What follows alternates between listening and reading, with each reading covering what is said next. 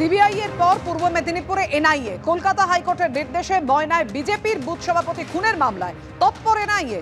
BJP booth সভাপতি বিজয়কৃষ্ণ ভূঁইয়ার খুনের তদন্তে পূর্ব মেদিনীপুরে কেন্দ্রীয় তদন্তকারী দল।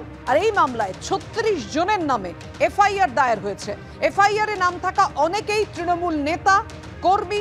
নিহত বিজয়কৃষ্ণ ভূঁইয়ার স্ত্রী লক্ষ্মীর অভিযোগপত্রে ষড়যন্ত্রকারী হিসেবে নাম ছিল তমলুকের তৃণমূল বিধায়ক সৌমেন মহাপাত্র। অভিযোগপত্রে নাম ছিল তৃণমূল নেতা শেখ শাহজাহান এবং ময়নার প্রাক্তন তৃণমূল বিধায়ক সংগ্রাম দলুইয়ের। এনআইএ তদন্তে নেমে সেই সমস্ত অভিযোগ খতিয়ে দেখছে।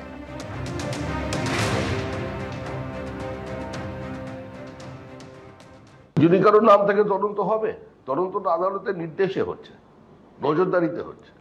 কিন্তু নির্বাচন চলছে বলে তদন্ত হবে না, নির্বাচন চলছে বলে এনআইএ পৌঁছবে না, এটা যদি কেউ প্রতিহিংসার রাজনীতি বলেন সেটা তো কোর্ট অ্যাকসেপ্ট করছে না। তাদের এই বক্তব্য, এই অবস্থানের কোনো মান্যতা তো মহামান্য আদালতে নেই। আমাদের রাজ্যে যা কিছু হচ্ছে সেটা কোর্টের নির্দেশে এবং নজরদারিতে হচ্ছে। এবার খাদিকুলের ছবি রেখেছে আপনাদের সামনে। আপনারা দেখতে পাচ্ছেন বোমা তৈরির বারুদ উদ্ধার ঘিরে এলাকায় ব্যাপক উত্তেজনা। পূর্ব মেদিনীপুর জেলার এগরা ১ নম্বর ব্লকের খাদিকুলে প্রচুর পরিমাণে অবৈধ বারুদ উদ্ধার হয় এবং গ্রামবাসীরা বারুদ দেখতে পান। তারপর তারা এগরা থানায় গিয়ে খবর দেন। ঘটনাস্থলে এগরা থানার বিশাল পুলিশ বাহিনী এসে তারপর বারুদ বাজেয়াপ্ত করে। কথা বলবো, আমাদের সঙ্গে রয়েছেন আমাদের প্রতিনিধি ঋত্বিক প্রধান। ঋত্বিক, কি কারণে এত বারুদ মজুত করে রাখা হয়েছিল? দেখো, যেটা হচ্ছে যে খাদিকুলে ঠিক আজ থেকে 1 বছর আগে এমনই দিনে কিন্তু বিস্ফোরণ ঘটেছিল এবং তাতে বিস্ফোরণ যেমন হয়েছিল তাতে বেশ কয়েকজনের প্রাণ গেছে। তার থেকে উত্তেজনা চলেছিল। তার বর্ষ ঠিক ঘুরতে না ঘুরতে ঠিক আজকের দিনেই কিন্তু ফের খাদিকুলে ব্যাপক পরিমাণ এবং বোম তৈরির সরঞ্জাম সব বারুদ উদ্ধার হলো।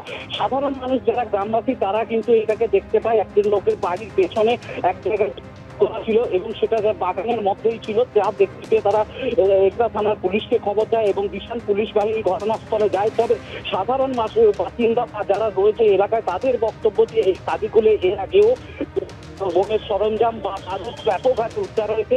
তাই আজকে যেটা দেখা গেল যে এই ভোটের প্রাককালে সেখানেও কিন্তু যে এই সমস্ত বাজি বা বোমের যে সমস্ত মালপত্র তা মজুত করে রাখা হয়েছিল। সাধারণ বাসিন্দারা মনে করছেন যে ভোটের সময় এই সমস্ত জিনিস ব্যবহার করা হতো, সেই জন্য কে বা কারা এখানে রেখে গেছিল তার মধ্যেই কিন্তু তদন্ত শুরু করেছে এগরা থানার।